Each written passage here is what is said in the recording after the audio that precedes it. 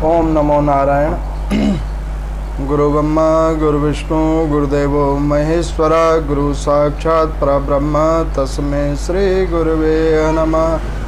मंगलम भगवान विष्णु मंगलम गुरुद्वजा मंगलम पुंडरीकाक्ष मंगलाय तनो हरे।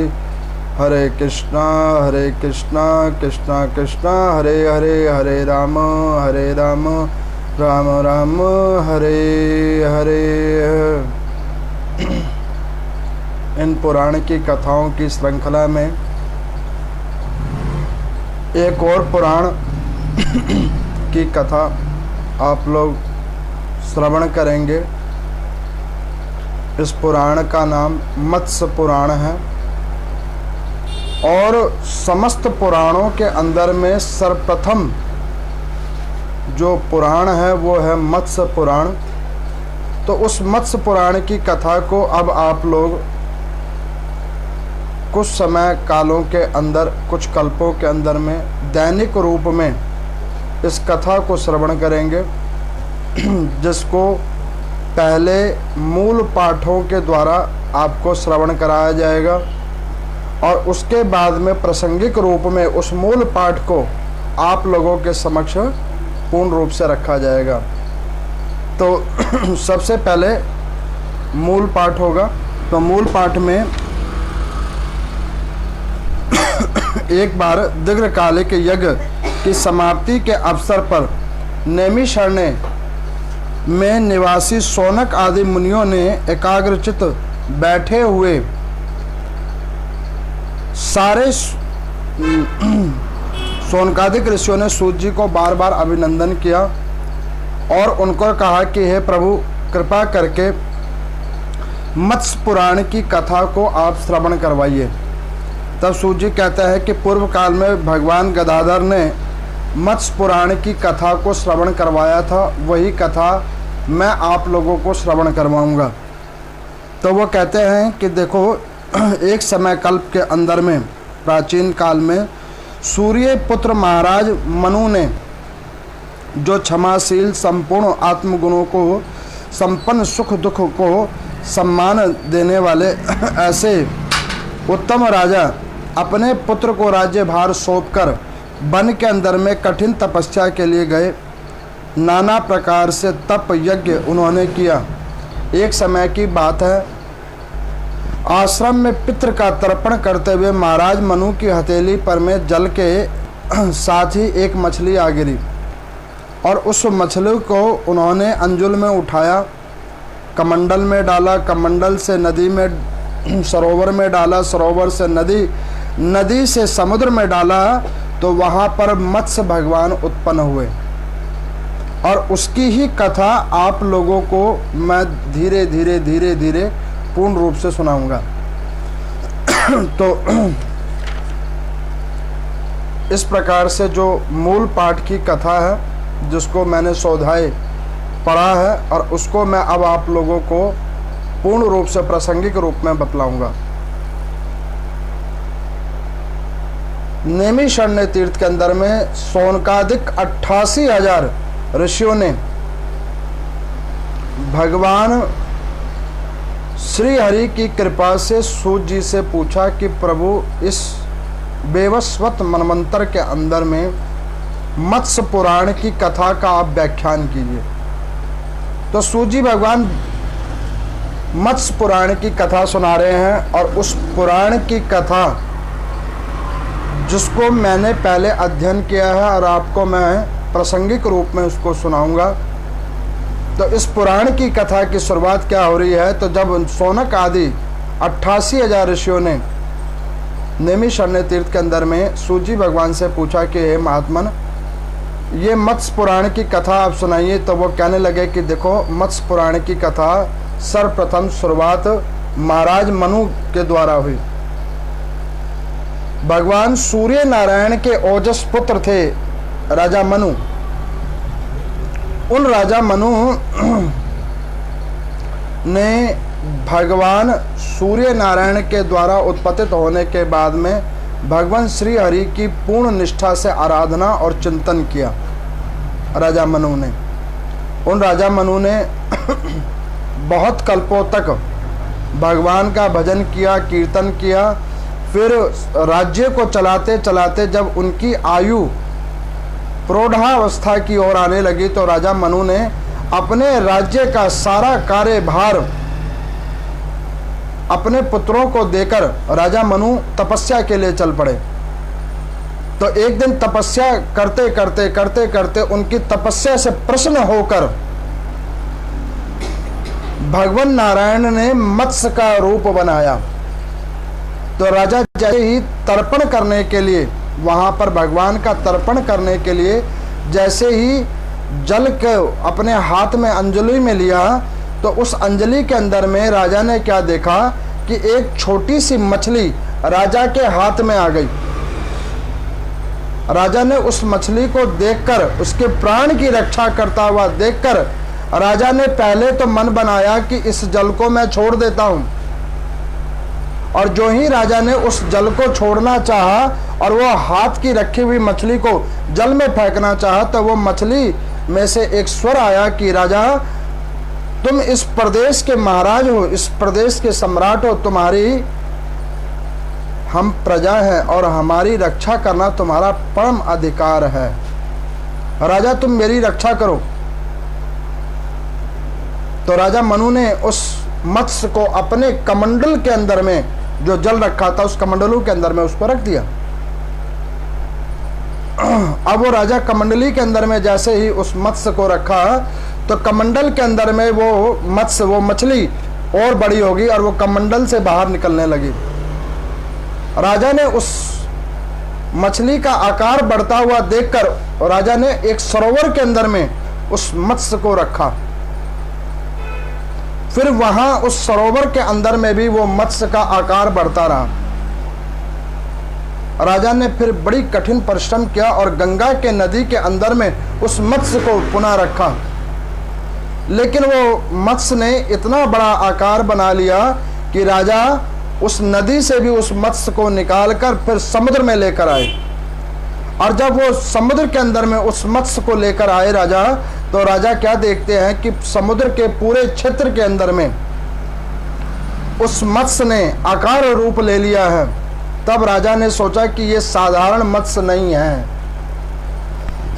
ये मत्स्य कोई साधारण नहीं है। राजा ने मन किया और मन से प्रणाम करते हुए कहा कि हे मत्स्य, आप कौन हैं? कृपा करके आप मुझे अपना चरित्र का वर्णन कीजिए। जब इस प्रकार से हाथ जोड़कर उन्होंने उस मत्स्य से निवेदन किया तो मत्स्य के अंदर से भगवान नारायण प्रकट हुए हैं। ये भगवान का मत्स्य अवतार है। उस मत्स्य अवतार का जब दर्शन किया राजा मनु ने, तो उन्होंने हाथ जोड़कर उनसे पूछा कि हे भगवान नारायण, आपका पृथ्वी के ऊपर में अवतरण बार बार लीलाओं को करने के लिए होता है। अब इस समय कल्प में कौन सी ऐसी लीला होने वाली है जिसके लिए आपने ये मत्स्य अवतार लिया है? कृपा करके मुझे आप बतलाएं। यहाँ पर सोनक आदि 88,000 ऋषियों ने सूर्य जी भगवान से पूछा कि प्रभु यहाँ कौन सा लीला करना चाह रहे हैं जो उन्होंने मत्स्य का अवतार लिया है। तो यहाँ पर भगवान नारायण कह रहे हैं कि हे राजा मनु, इस मनवंतर का समापन का समय आ गया है। इस कल्प का समापन होने का समय आ चुका है। तो इस कल्प को अब खत्म होना है और इस कल्प को खत्म करने के लिए मैंने ये मत्स्य अवतार लिया है। और मैं तुम्हें बतलाने के लिए आया हूं कि जब महान प्रलय आएगी तो देवताओं के द्वारा निर्मित नौका इसी समुद्र के अंदर में आकर एक किनारे लग जाएगी। वहां पर रज्जु नाम के सर्प आपको मिलेंगे। उस सर्प से मेरी नौका, ये देवताओं के द्वारा निर्मित नौका के एक कोने में बांध देना और मेरे मत्स्य अवतार में, मेरी सिंघी के अंदर में, मेरे सिंह के अंदर में उस सर्प का एक कोना बांध देना और उसके बाद इस नौका के अंदर में वेद, शास्त्र, उपनिषद, धर्म, मुनि, महात्मा और वैष्णव जनों को लेकर एक सुरक्षित छोर पे चले जाना और इस कल्प का यहीं पे समापन होगा। तो ये बात जब भगवान नारायण ने कहा तो मनु ने कहा कि प्रभु, यह आपने प्रलय क्यों लेके आ रहे हैं? तो भगवान नारायण कहने लगे कि राजा देखो, जैसे जैसे पृथ्वी का भार बढ़ जाता है कर्मों अनुसार, जीव आत्माओं के कर्मानुसार जब उसका भार बढ़ जाता है, तो उस भार को समापन करने के लिए, उस भार को कम करने के लिए मैं पृथ्वी लोक पर बार बार कोई ना कोई अवतार लेकर आता हूँ और मैं उसका भार कम करता हूँ। लेकिन जब मैं प्रलय रूप बन के आता हूँ तब मैं एक नई सृष्टि की उत्पत्ति करना चाहता हूँ, तभी मैं प्रलय रूप लेकर आता हूँ। तो इस प्रकार से मनु ने पूछा कि प्रभु, उस प्रलय में आप केवल वेद, शास्त्र, वैष्णव जनों, ओम नमो नारायण का संकीर्तन करने वालों को ही आप क्यों बचा कर लेके जा रहे हैं? तो यहाँ पर शौनक आदि ऋषियों ने सूत जी से पूछा कि प्रभु ऐसा क्यों? तो सूत जी भगवान कहते हैं कि देखो कि सत्य के पीछे ही संसार है और सत्य में ही परमात्मा है। और सत्य कौन है? सनातन। और सनातन ही हमारा धर्म है। और वो धर्म किस आधारशिला पे टिका हुआ है? तो वो धर्म हमारे वेद शास्त्रों के आधारशिला पे टिका हुआ है। और उस वेद शास्त्रों की आधारशिला को बचा किसने रखा है? तो मुनि जनों, महात्मा जनों और वैष्णव जनों ने उस आधारशिला को बचा रखा है। तो उस आधारशिला को बचाने के लिए भगवान ये प्रलय का रूप लेके आते हैं और उसके बाद में नई सृष्टि की शुरुआत करते हैं। तो राजा मनु को जैसे जैसे भगवान नारायण ने कहा, उसी समय के अनुसार, उसी कल्प के अनुसार वैसे ही प्रलय आया। मार्कंडेय मुनि समेत, कश्यप मुनि समेत, राजा मनु समेत बहुत सारे वैष्णव जनों ने एकत्रित होकर वेद शास्त्रों को एकत्रित किया और लेकर उसको जो है सो उस देवताओं के द्वारा निर्मित उस नौका के अंदर में आकर वेद शास्त्रों को रखा और भगवान को स्मरण करके, भगवान का चिंतन करके उन्होंने उस प्रलय काल वाले क्षेत्र से हटकर अपने आप को ऐसे जगह पर लेके गए जहां पर में सुगम और सरल मार्ग था। यही मत्स्य पुराण की प्रथम अध्यायों की कथा है। भगवान ने मत्स्य अवतार बनाया और सिंही के अंदर में उस रज्जु के सर्प के एक कोने को बांधा राजा मनु ने और उनको लेकर वो एक और ले गए। अब यहाँ पर शौनक आदि ऋषियों ने पूछा कि महाराज एक बात समझ नहीं आई, भगवान कोई और भी तो अवतार ले सकते थे, उन्होंने मत्स्य अवतार ही क्यों लिया? मत्स्य अवतार क्यों लिया? भगवान चाहते तो कोई और भी अवतार तो वो ले सकते थे। तो यहाँ पर सूत जी कहते हैं कि हरि की जैसे कथा अनंत है, हरि की माया जैसे अनंत है, वैसे ही हरि की लीला भी बड़ी अनंत है।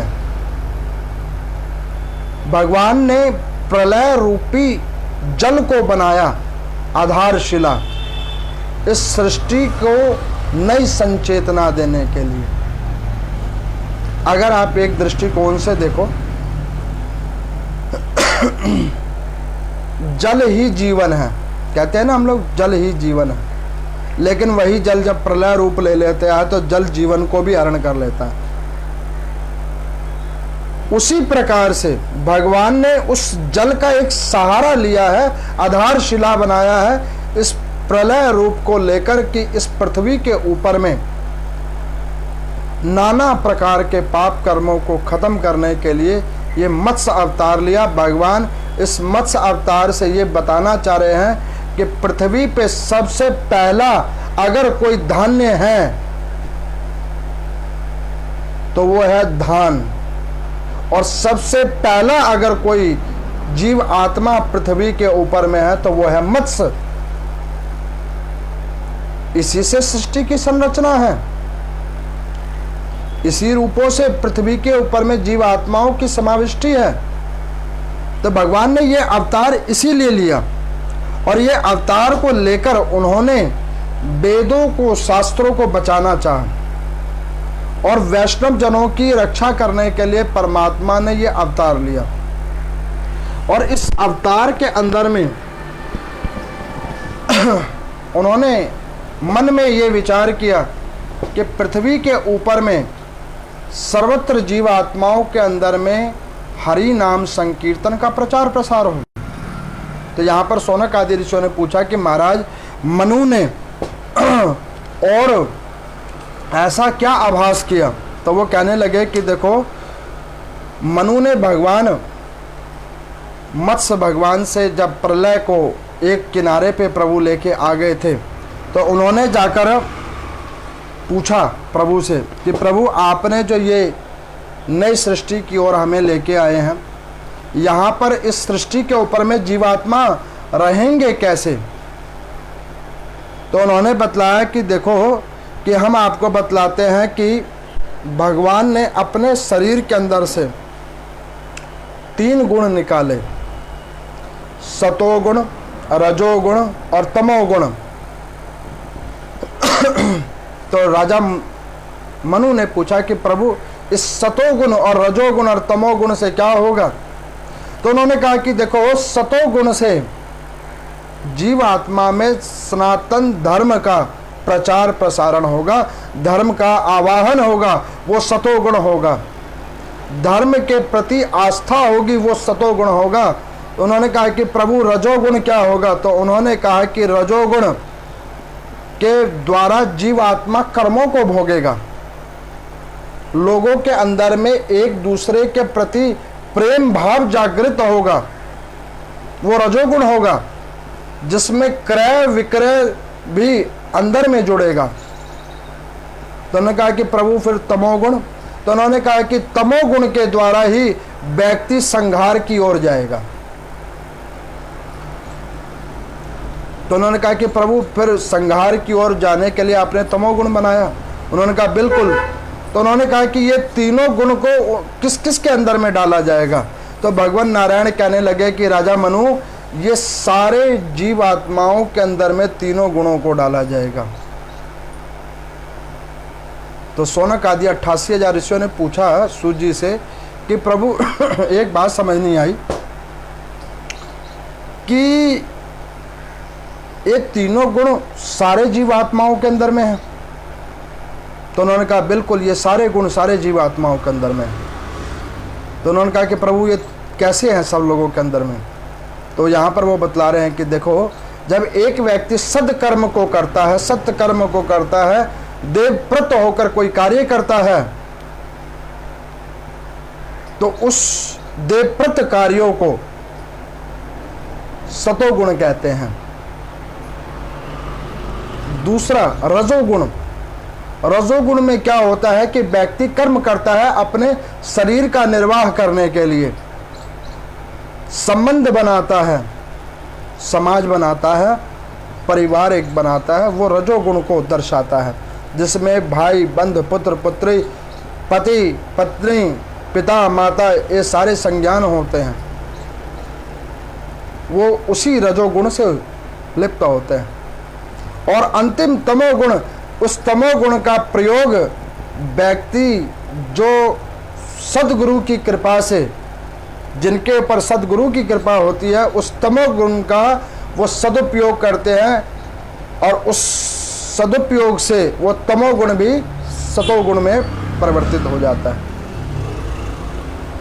तो यहाँ पर सूजी से शौनक आदि ऋषियों ने पूछा कि महाराज तमोगुण के अंदर में जीव आत्मा अपनी संहार की ओर कैसे चला जाता है।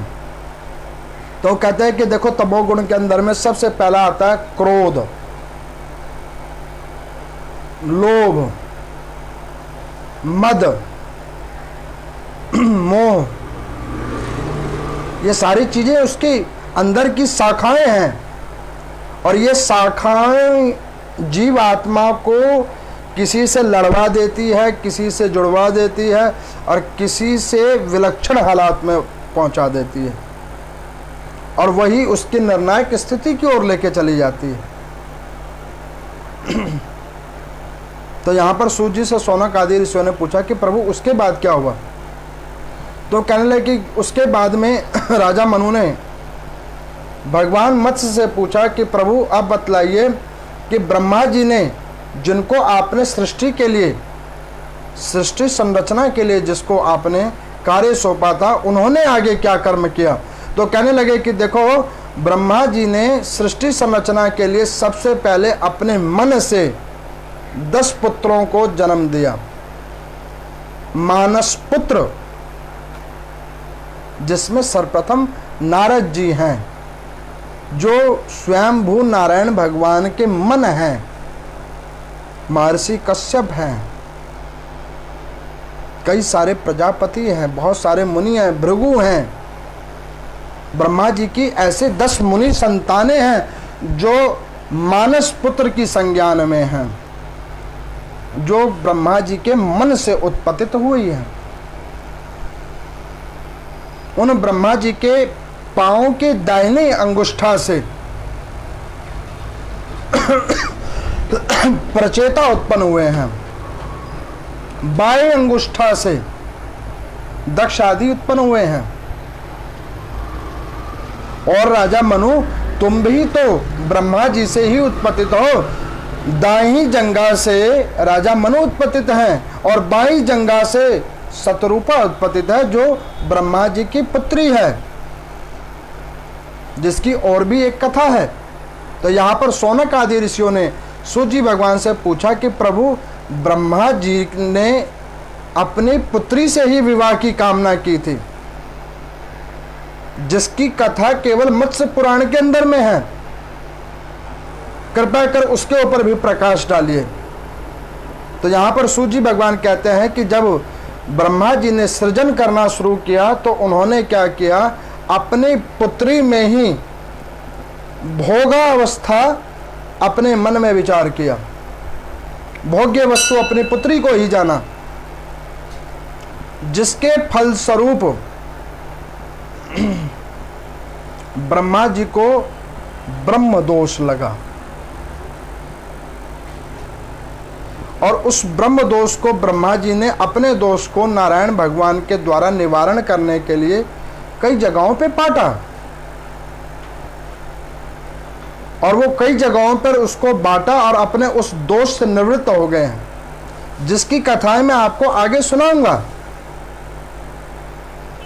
तो यहाँ पर सूजी भगवान से शौनकादिक आदि 88,000 ऋषियों ने पूछा कि महात्मन एक बात समझ नहीं आई कि इन सारी अवतारों के पीछे भगवान मूल रूप में क्या चाहते हैं। तो यहाँ पर वो कहते हैं कि इन सारे अवतारों के रूप में भगवान ये बतलाना चाहते हैं कि पृथ्वी के ऊपर में पाप और पुण्य एक समान, एक तराजू की तरह रहे, जिसका भार दोनों का एक समान रहे और पाप भी एक समान रहे, पुण्य भी एक समान रहे और पृथ्वी का भार संतुलित रहे। इसीलिए प्रभु बार बार अवतार लेते हैं। एक बार मेरे को किसी श्रद्धालु ने पूछा कि पंडित जी एक बात हमें समझ नहीं आती है कि जितने भी अवतार हैं भगवान के वो केवल सनातन धर्म में ही क्यों होते हैं और अन्य संप्रदायों में तो नहीं होता है। और एक चीज आप मुझे बताओ कि भगवान इतनी बार क्यों आते हैं पृथ्वी पे। तो मैंने उसको कहा कि भैया देखो, एक बच्चा होता है अबोध अवस्था का बालक होता है,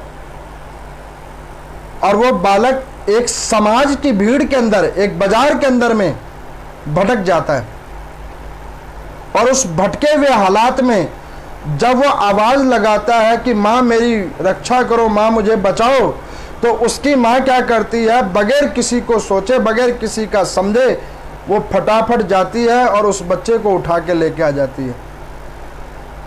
मैंने तो पीछे की कथाओं में एक प्रसंग भी सुनाया था कि एक बार अकबर ने भी बीरबल से पूछा था, आप पीछे की प्रासंगिक कथाओं में सुन सकते हैं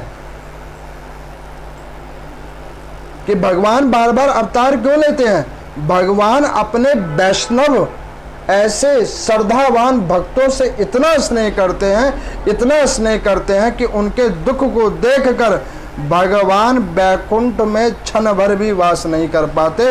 वो भक्तों के दुखों को संपन्न करने के लिए उसको तत्क्षण उस दुख से विमुक्त करने के लिए वो पृथ्वी पे आकर दर्शन दे देते हैं, बार बार सहायक रूप बन के आ जाते हैं, अवतार ले लेते हैं। मैंने श्रद्धालु को कहा कि देखो, परमात्मा बार बार इसीलिए अवतार लेते हैं। आपको पता है आज हनुमान जयंती है, चैत्र मास पूर्णमासी तिथि हनुमान जयंती। इस पूर्णमासी के अद्भुत तिथि के अंदर में हनुमान जी का जन्म है।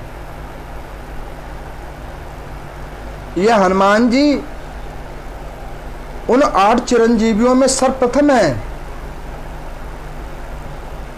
भगवान शंकर के 11वें रुद्र अवतार हैं, जो पृथ्वी पे सदा सर्वदा सारे कल्पों में विद्यमान हैं, किसी ना किसी रूप से।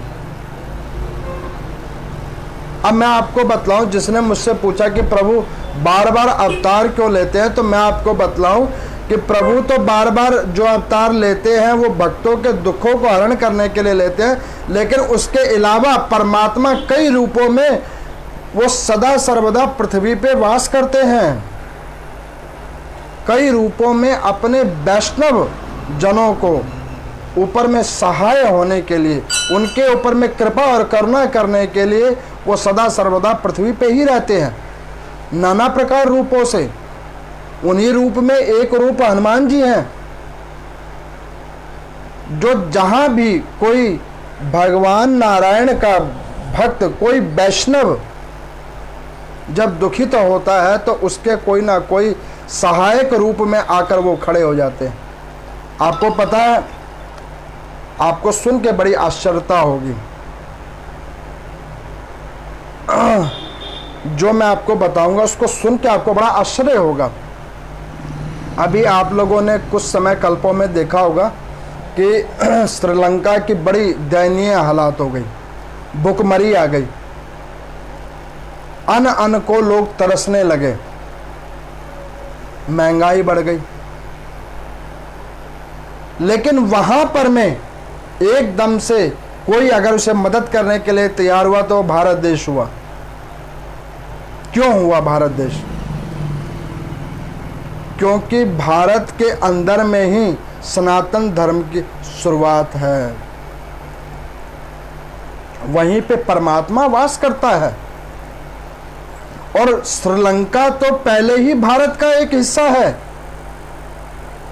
अखंड हिस्सा है,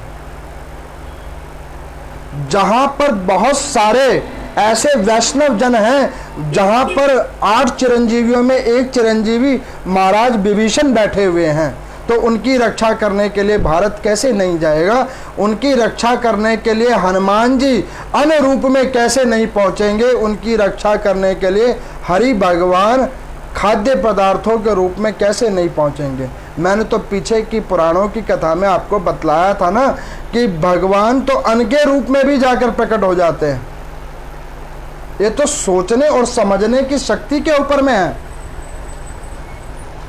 सोनक आदि ऋषियों ने पूछा कि प्रभु, व्यक्ति की समझ का सारा खेल है, तो उन्होंने कहा बिल्कुल। वो कहने लगे कि देखो, इस मत्स्य अवतार के अंदर में महाराज मनु को, यही तो वो कह रहे हैं, भगवान नारायण राजा मनु को यही तो कह रहे हैं कि देखो राजा मनु, ये जो वेद और शास्त्र हैं, ये जो वैष्णव जन हैं, ये जो महापुरुष लोग हैं, जो ब्रह्मा जी के द्वारा उत्पत्तित ये 10 मुनि हैं, और इस मुनियों के द्वारा मेरा भजन कीर्तन करने वाले ये वैष्णव संप्रदाय है, इन्हीं की रक्षा करने के लिए मैं बार बार पृथ्वी पे आता हूँ। इन्हीं जीव आत्माओं के ऊपर कृपा करने के लिए मैं बार बार आता हूँ। एक बार मेरे को किसी ने बोला कि पंडित जी, एक समय कल्प आएगा जो सबसे पिछड़े देश होंगे वो ख़त्म हो जाएंगे और एक विकसित देश ही बच जाएंगे,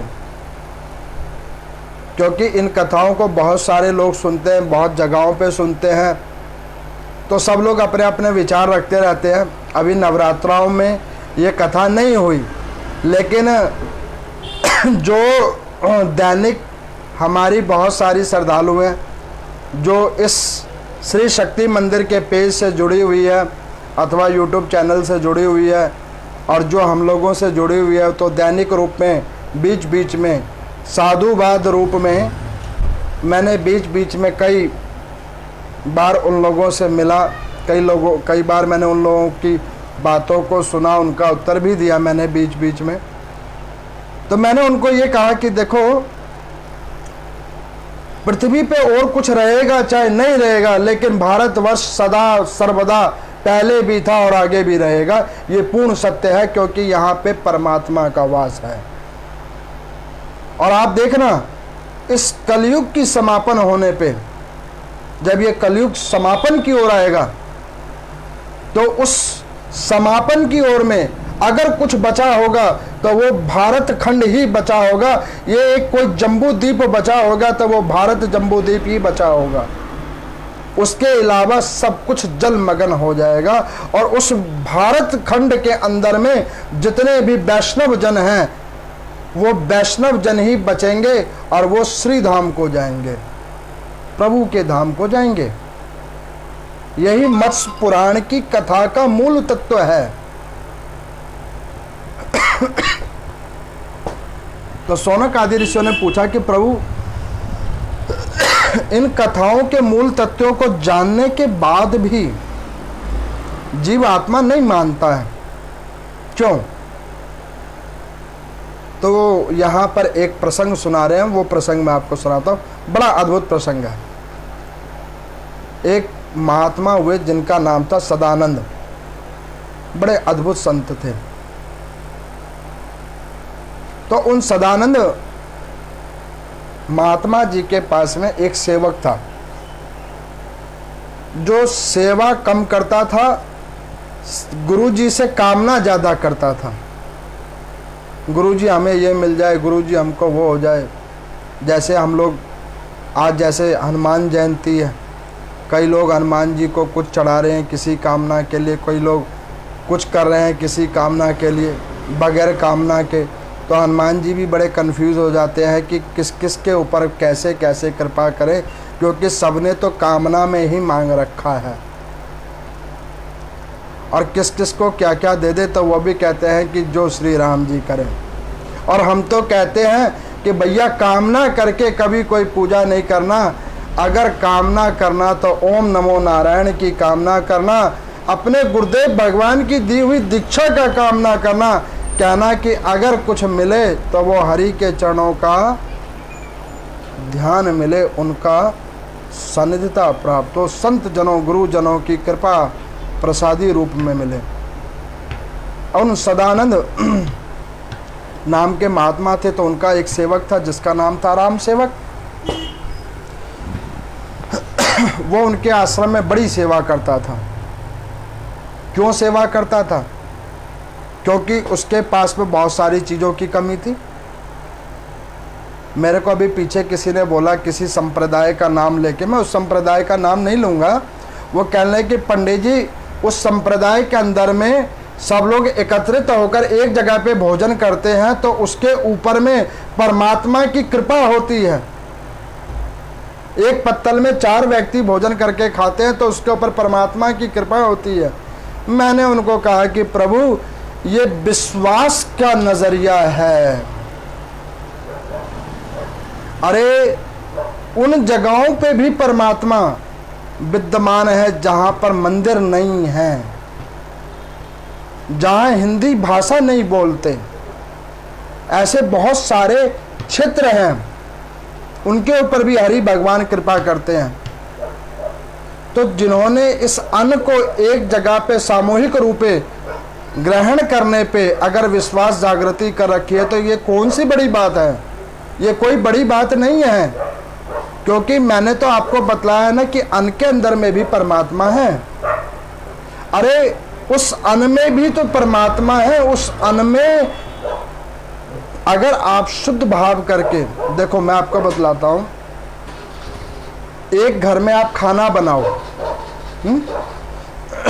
और वो खाना वैसे खा लो तो वो भोजन है।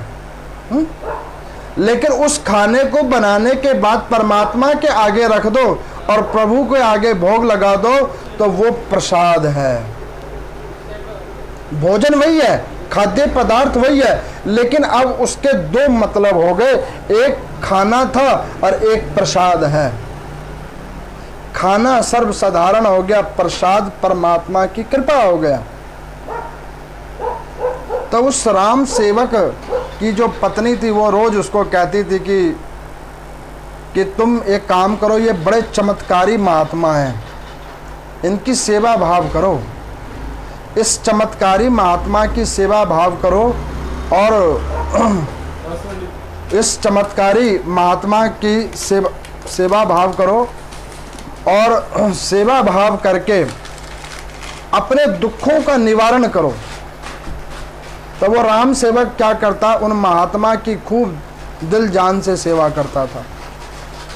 महात्मा भी बड़े ज्ञानी थे, वो जानते थे कि ये बच्चा मेरे पास में केवल और केवल कामना के लिए आ रहा है, बगैर कामना के नहीं आ रहा है, ये मेरे पास केवल कामना के लिए आ रहा है।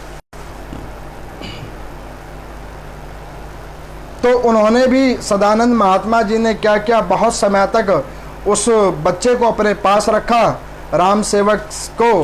उन्होंने सोचा कि इस आश्रम के अंदर में रहते रहते, साधु का सत्संग करते करते, परमात्मा के कृपा रूप प्रसाद को ग्रहण करते करते क्या पता इसकी बुद्धि विवेक ठीक हो जाए और ये जो क्षणिक सुखों को मुझसे मांगना चाहता है वो क्षणिक सुख से ध्यान हटकर परम सुख की ओर उसका ध्यान चला जाए।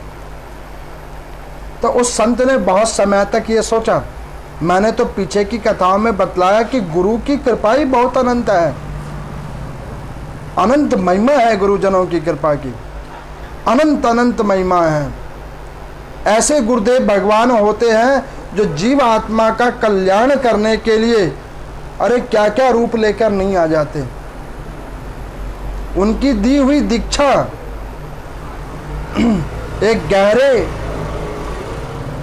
जल के सरोवर के बीच में नौका रूप में बन के वो आ जाते हैं। ऐसे गुरुदेव भगवान कृपानिधि होते हैं। अब वो सदानंद जी ने बहुत बार राम सेवक जी को जो है सो चाहा कि क्या पता भगवत चिंतन करके इसकी बुद्धि ठीक हो जाए, लेकिन भगवत चिंतन करने के बाद भी बुद्धि ठीक नहीं हुई।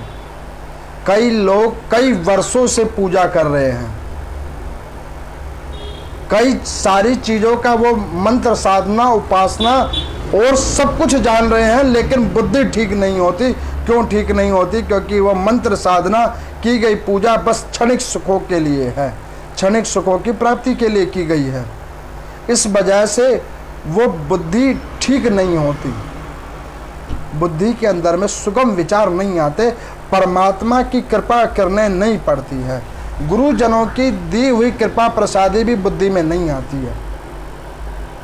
तब महात्मा सोचने लगे कि ये सदानंद महात्मा जी ने सोचा कि भैया ये राम सेवक तो वाकई जो इसकी पत्नी ने इसको सिखाकर भेजा है, ये वही कुछ मुझसे अभी भी कामना इसके मन में है।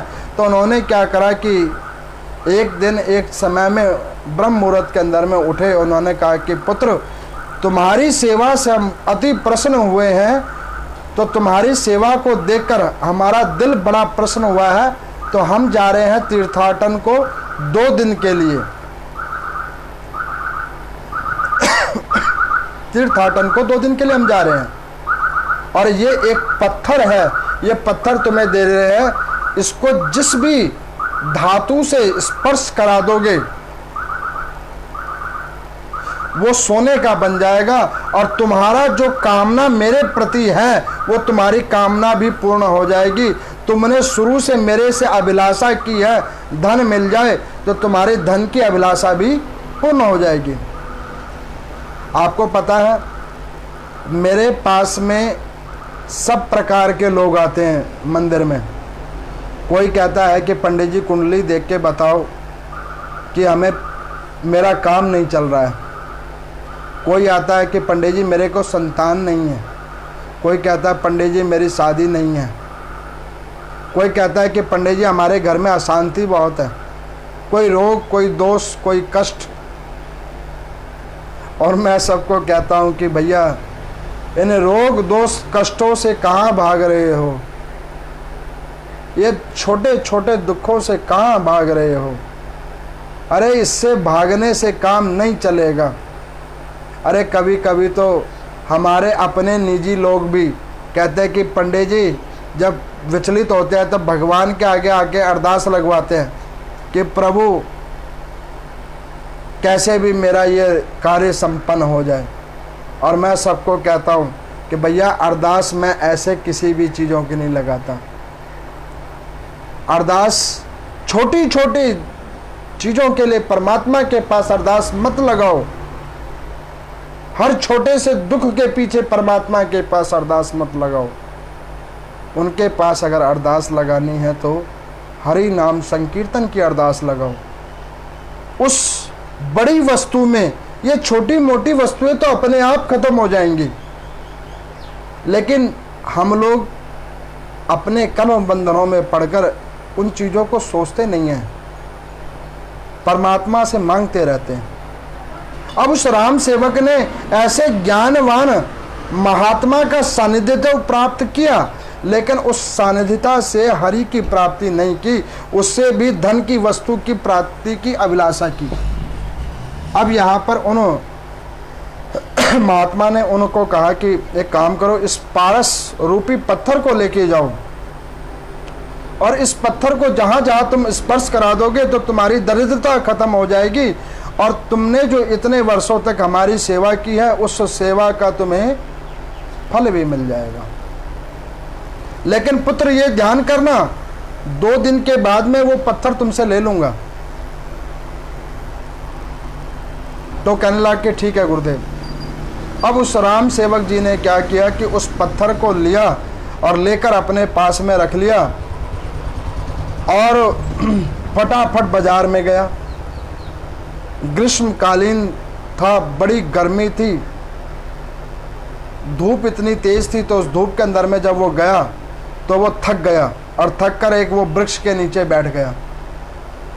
वृक्ष के नीचे बैठ गया और उसके बाद में थोड़ा बहुत उसने जल पिया, थोड़ा बहुत भोजन करा, और वो उसी वृक्ष के नीचे सो गया वो पत्थर लेकर। फिर उसकी निद्रा खुली, शाम हो गई। शाम को फिर वो बाजार में गया, और बाजार में जाने के बाद में उसने प्रयास किया तो वो दुकान, जो लोहे की वस्तुओं की दुकान थी, उस लोहे की वस्तुओं की दुकान वहाँ पे बंद हो गई। फिर उसने मन बनाया कि आज का दिन मेरा ऐसे निकल गया, लेकिन कल का दिन मैं नहीं निकलने दूंगा। कल प्रातः काल जाकर सर्वप्रथम यही काम करूंगा।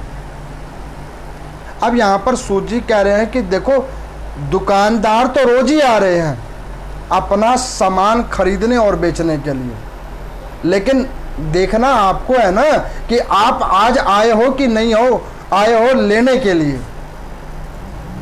प्रभु तो सदैव कृपा करने के लिए तैयार है, देखना तो ये है कि हम कृपा लेने के लिए उनके आगे नतमस्तक हो रहे हैं कि नहीं हो रहे हैं, या अपनी छोटी मोटी चीज़ों को ही मांगकर प्रभु के आगे अरदास लगाकर पीछे हो जा रहे हैं।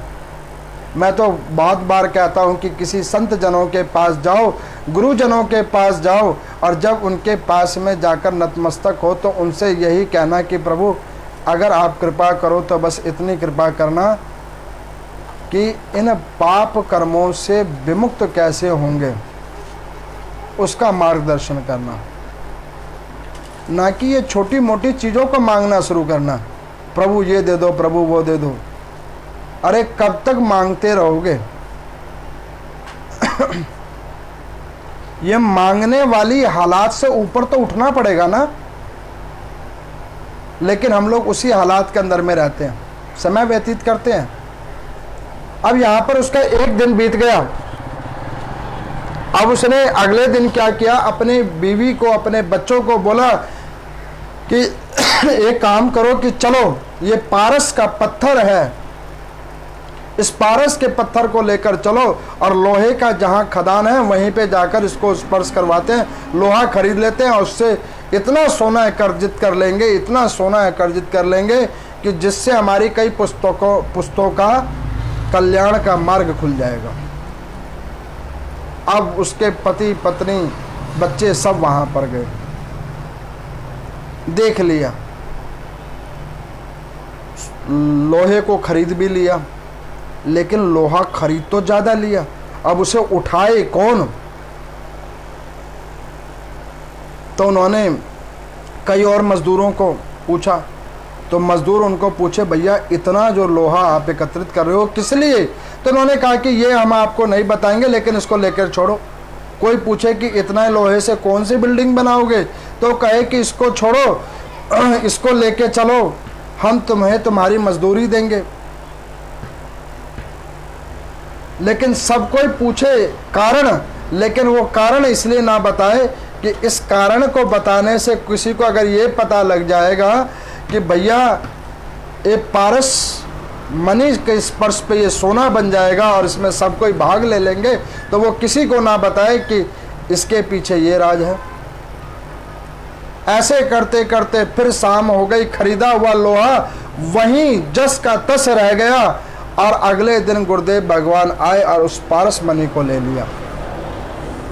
अब जब उस पारस मणि को ले लिया तो गुरुदेव ने कहा कि भैया क्या हुआ, तुमने इससे कुछ बनाया नहीं? तो उन्होंने कहा कि प्रभु मैं लोहे की खदान पे गया था, लोहा खरीद भी लिया, लेकिन मैं यहाँ तक नहीं ला पाया क्योंकि उसका वजन बहुत ज़्यादा था। तो गुरुदेव भगवान कहने लगे कि अरे मूर्ख, तू उतनी दूर लोहा खरीदने के लिए गया क्यों? तू अपने घर के अंदर की ही धातुओं को क्यों नहीं तूने इस पारस मणि से स्पर्श करा? वही सोने की हो जाती, वही उसका कितना मूल्य हो जाता, तेरे को वहाँ खरीदने की जरूरत ही क्यों पड़ी? उसने कहा कि गुरुदेव अब एक दिन का और समय दे दो। तो सतानंद जी ने कहा कि बेटा अब समय नहीं मिलेगा, मैंने तुम्हें कहा था ना कि 2 दिन का समय।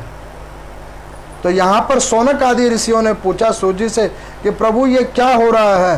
तो कहने लगे कि यही व्यक्ति जीव आत्मा का जीवन कल्प है जो 2 दिनों का मिला हुआ है, उसके अंदर में एक हमें पारस मणि दी हुई है। वो पारस मणि क्या है? जीवन। वो जीवन दिया हुआ है पारस मणि के रूप में। तो उस जीवन को सहेजने के लिए, उस जीवन को सहेजने के लिए परमात्मा ने हमारे को गुरुजन दिए हैं, वेद पुराण दिए हैं, सनातन धर्म दिया हुआ है। और हम क्या कर रहे हैं?